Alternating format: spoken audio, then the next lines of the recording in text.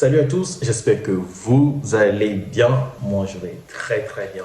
Du coup, première vidéo de la semaine, comme je l'ai dit, 5 vidéos par semaine. Et bon, je vous ai parlé des détails. Et puis, si vous voulez voir ce que je voulais dire, en quelque sorte, le planning de janvier à mars, tout est sur ma chaîne, la dernière vidéo juste avant celle-ci. J'ai tout expliqué. Du coup, là, j'ai déjà fait une vidéo sur le film Hunger Games, mais c'était pas assez complet. Du coup, qu'est-ce que j'ai fait? Je suis retourné, j'ai revu le film en détail.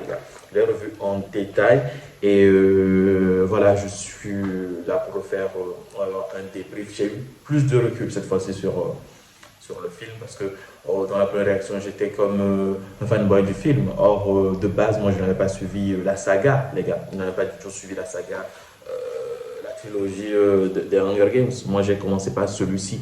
Et il faut savoir que celui-ci, celle qui est sortie là, ce n'est pas la suite, bien entendu, mais c'est un préquel. Du coup, c'est les événements qui se sont passés avant les premiers Hunger Games qu'on connaît de 2012, je crois bien.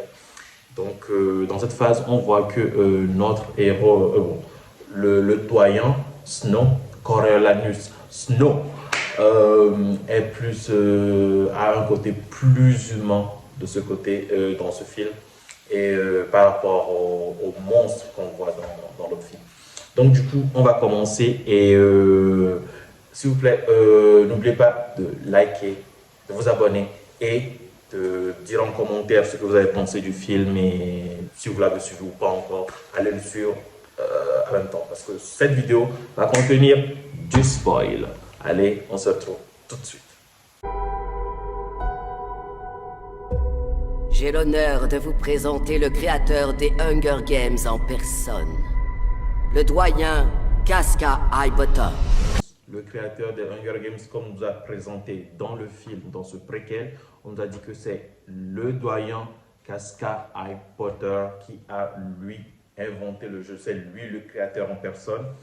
Et plus loin dans le film, on saura que, spoil direct, hein, on saura que le doyen est le meilleur ami du père de notre héros, Snow. Bon, moi, pour moi, mon héros, mon personnage principal dans ce film, c'est Snow, Coriolanus. Donc, son père était le meilleur ami du doyen Casca. Du coup, ils étaient en train de boire et tout. Et il faut savoir que c'était un monde en guerre pendant ce temps-là. Quand ils étaient amis, jeunes et tout ça. Et puis le doyen Casca disait, il était bourré, il avait bu.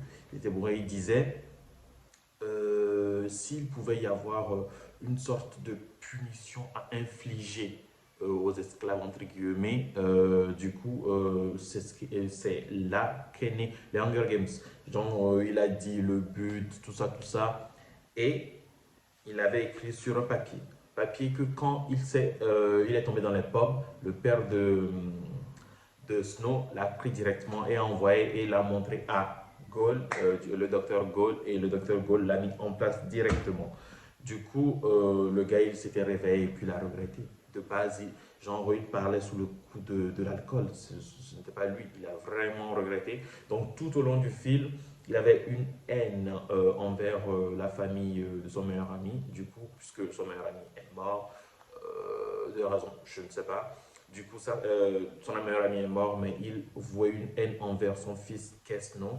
Et on voit qu'il a tout fait pour que les jeux s'arrêtent. Tout au long du film, il a tout fait pour que les jeux s'arrêtent. Et du coup, sans transition, le but du jeu est expliqué par notre doyen, Casca Harry Potter. Vous êtes tous réunis ici pour la 10e cérémonie annuelle de la moisson, durant laquelle nous choisirons 2 enfants de chaque district pour combattre jusqu'à la mort lors des Hunger Games. Il y a eu un changement cette année. En tant que mentor, Monsieur Snow, votre rôle est de transformer ces enfants en bêtes de scène, pas en survivants. Du coup, Snow et sa sœur Tigris vivent avec sa grand-mère. Ils vivent avec leur grand-mère, du coup, dans une maison en état correct. Du coup, ils ont du mal à payer le loyer. C'est là que vint les Hunger Games. Le gagnant des Hunger Games gagne le prix qu'ils appellent le prix Plint, qui te permet d'avoir une vie glorieuse, comme ils le disent. Je suppose que c'est de l'argent à gagner, une vie de roi, tout ça, tout ça. coup, c'est pour ça qu'ils vont faire les Hunger Games. Donc, les règles sont déjà établies. Et on a attribué à Snow la personne de Lucy Gray. Venant du district 12, Lucy Gray Baird. Donc, c'est Lucy Gray qui sera, on va dire, l'élève qui aura pour mentor Snow. Que va faire mon mentor, à part m'offrir des roses? De mon mieux pour prendre soin de toi. Du coup, Snow aura pour but de... Ici, j'ai coupé le son parce que c'était pour m'excuser. Oh là là là là, mais j'ai dit le mot du coup. Et donc, voilà, tellement de fois, vraiment désolé. Du coup, il y a eu il y a une phase de profondeur qui était vraiment très bien écrit. Parce que, certes, le personnage de Snow, je m'attendais à ce que ce soit une masterclass, mais là, ça relève du génie. C'est excellent. En tout cas, selon moi, c'est très bien. J'ai très bien aimé. Et j'ai couru juste après le film. J'ai tout fait pour suivre la saga. Je suis la trilogie. Et pour moi, celui-ci est vraiment le meilleur. Ils ont vraiment bien fait de faire le préquel. Ils ont très bien fait. Et 2h38 minutes le film, c'était chaud, mais ça va être Monsieur Snow. Lucy Gray a gagné finalement les Hunger Games, les gars. Elle a gagné, sauf qu'ils ont triché.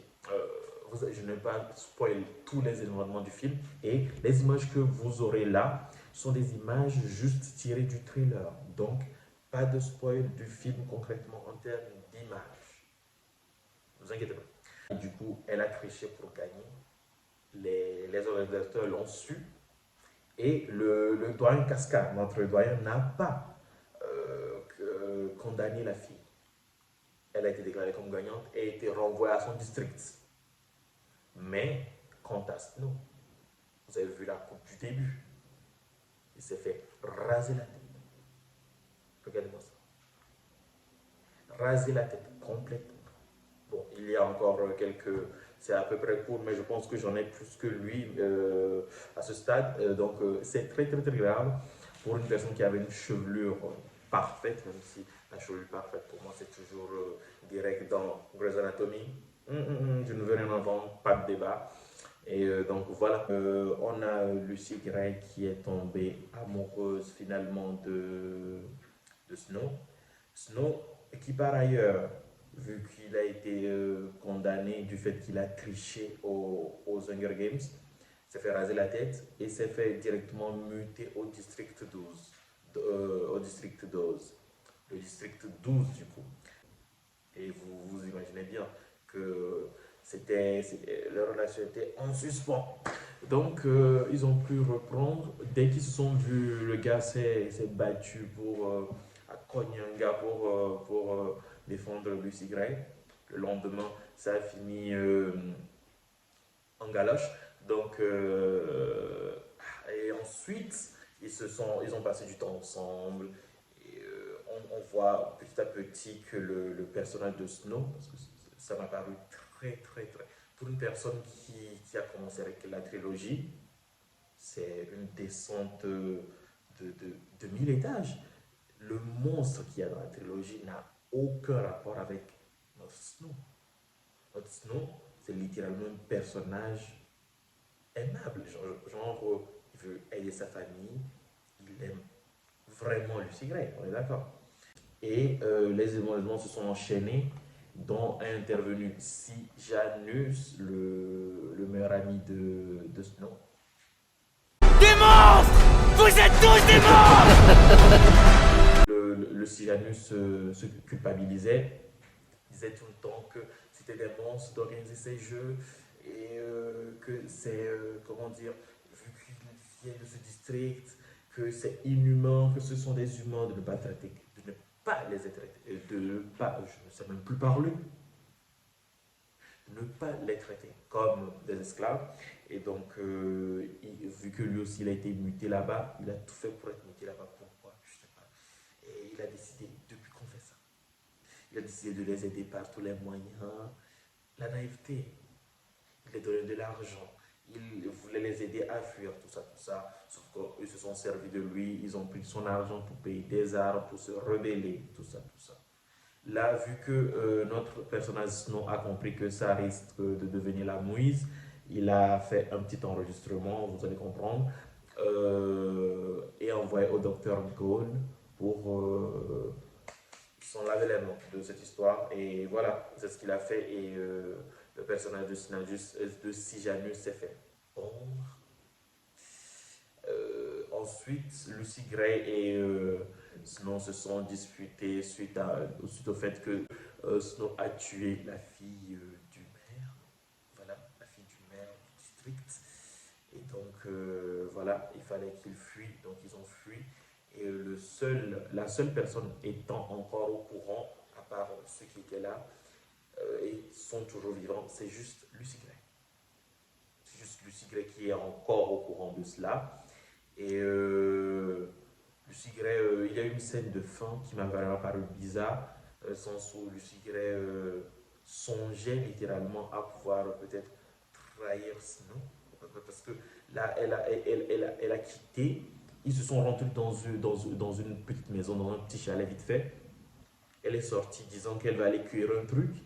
Elle a fui. Et Snow est devenu fou, les gars. Genre, Snow, au tout début, tu vas dire que c'est un innocent. Mais Snow, à ce moment-là, on dirait un psychopathe. Il faisait des mouvements de psychopathe. Il avait une forme de psychopathe. Il était costaud, on dirait un bodybuilder. Naturel. Voilà, mais... Donc, c'est ce qui s'est passé. Et la plus belle image de tout le film, la plus belle image, on voit les deux plus belles images de tout le film, c'est celle-là et celle-là. Là, si tu vois directement, tu sauras que c'est littéralement différent du costume du tout début. Donc, on peut dire que c'est peut-être la fin du film où il a peut-être réussi à reprendre sa place. Parce que quand il est passé au district 12, il voulait tout faire pour revenir reprendre sa place et devenir peut-être un jour le président des Hunger Games, sous le joug du Dr. Gold. Et on a aussi notre présentateur. Je ne savais pas qu'on allait le mettre. Genre, je ne savais pas qu'il était dans la trilogie. Moi, je l'ai vu dans les premières éditions du jeu. J'ai vu Lucky Flickerman dans les premières éditions du film. Du coup, dans ce film-ci, je ne pensais pas qu'il était toujours vivant jusque là où on est là. Parce que moi, je l'ai vu, il était âgé. Mais il n'a pas changé. C'est toujours notre présentateur magicien. Et voilà, il était toujours là. Le Dr. Gold, mais c'est elle par contre, le Dr. Gold, je sais pas, mais c'est tellement la classe, mais elle est tellement stylée. Mais elle m'a fait peur, non? Elle m'a fait peur. Tous ces scènes sont faites de charisme, les gars. C'est le charisme à l'état brut. Moi, j'ai aimé tous ces plans, toutes ces scènes, j'ai adoré ça. Elle était là lorsqu'il fallait, elle ne parlait pas trop. Voilà. Une psychopathe, comme on les aime, dans des films comme ça. Merci beaucoup, merci. Et voilà, c'est tout pour cette vidéo. Merci de l'avoir suivi. J'espère que vous êtes restés jusqu'à la fin et qu'elle vous a informé à peu près sur le film. Si vous ne l'avez pas vu, allez le suivre. Si vous l'avez vu et puis je me suis trompé sur quelque chose ou bien je n'ai pas compris l'essence du film, vous pouvez me le dire dans les commentaires. Parlez sans virulence et voilà. Et n'oubliez pas de liker, de vous abonner, de commenter. Et à la plus pour une nouvelle vidéo. Je vous laisse sur ça. Ce sont les choses auxquelles nous tenons le plus qui nous détruisent.